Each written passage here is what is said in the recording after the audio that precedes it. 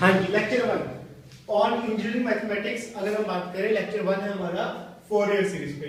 Fourier series में देखो सबसे पहले क्या आता है कि हमारे पास कोई फंक्शन होगा, ठीक है जी। फंक्शन कुछ भी हो सकता है, जैसे sin x लगा लीजिए, x स्क्वायर लगा लीजिए, sin x cos x, ठीक है, x स्क्वायर cos x, कुछ इस तरह से। या आपका फंक्शन आता है चेंज ऑफ इंटरवल पे, ठीक है, चेंज ऑफ इंटरवल पे। इन तरह का क्वेश्चन होता है जो जनरली फोरियर में आता है। अब तुम लोगों को क्या देखना है कि सबसे पहले वहां पे आपने एक सीरीज एक्सपेंड करनी है, fx को एक्सपेंड करना है।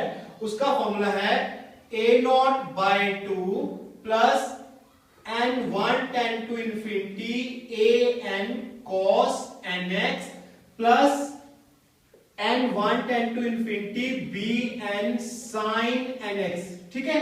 इसमें तुम्हारे पास तीन अननोन वेरिएबल हैं, a0, an, bn, nothing but they are known to be Euler coefficients या Euler formulas to find out a0, an और bn, ठीक है भाई।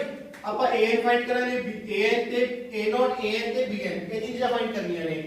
अब इसके दो फॉर्मूले हैं, इट बेस्ड अपॉन की लिमिट कैसे दी है। अब लेट कर लेते हैं कि जो हमें f of x दिया है वो दिया है x और ये इंटरवल दिया है 0 से पाई। अब fx दिया है x और 0 से पाई दिया है। जब fx दिया है x और 0 से पाई दिया है तो हमारे पास यहाँ पे 1/पाई ये फिक्स है, फॉर्मूले का पार्ट आने ही आना है। 0 से पाई इंटरवल हो जाएगा fx dx। अब 1/पाई फिर से फिक्स है, 0 से पाई इंटरवल हो गया fx cos nx dx, फिर से 1/पाई 0 से पाई। अच्छा, इसका मतलब ये नहीं कि यहाँ पे पाई आ रहा है तो पाई आ रहा है। अगर यहाँ पे बाई चांस मान लो 2 पाई आ गया तो कोई बात नहीं, यहाँ पे 2 पाई कर देंगे, पर बाहर जो है वो फिक्स है कि 1/पाई ही आएगा, ठीक है। तो यहाँ पे an में fx cos nx, bn में fx sin nx dx, ये तीन फॉर्मूले हैं।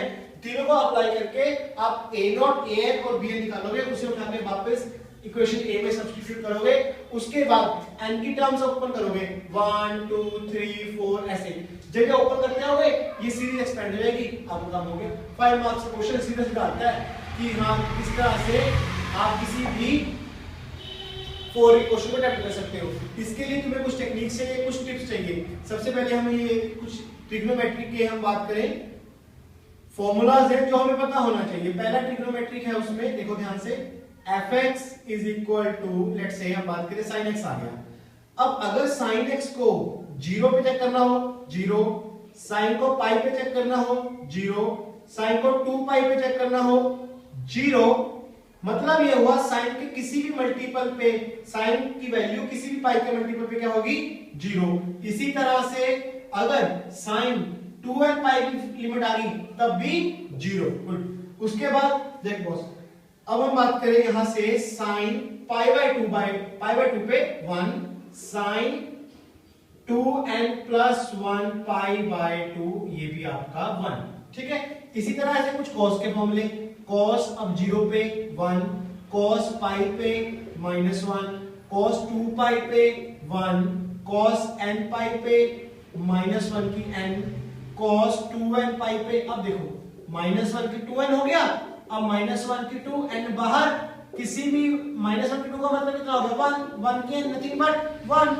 इसी तरह से cos π/2 पे जाएगा तो 0, cos n π/2 आएगा तब फिर से ये 0, मतलब cos π/2 के मल्टीपल पे 0 होता है और sin पाई के मल्टीपल पे 0 होता है। ये कुछ आइडेंटिटीज हैं जो इसके लिए आपको यूज होंगी। अब हम कोई भी क्वेश्चन शुरू करेंगे तो ये हमारी ट्रिग्नोमेट्रिक रेशियोज में हेल्पफुल होंगी, ठीक है। उसके बाद ये a0, an और bn है जो कि हमें फाइंड आउट कर रहे हैं। उसके बाद हम कोई भी क्वेश्चन राइट कर सकते हैं, ठीक है जी। चलिए, इसके बाद का लेक्चर आपको नेक्स्ट टाइम। Thank you.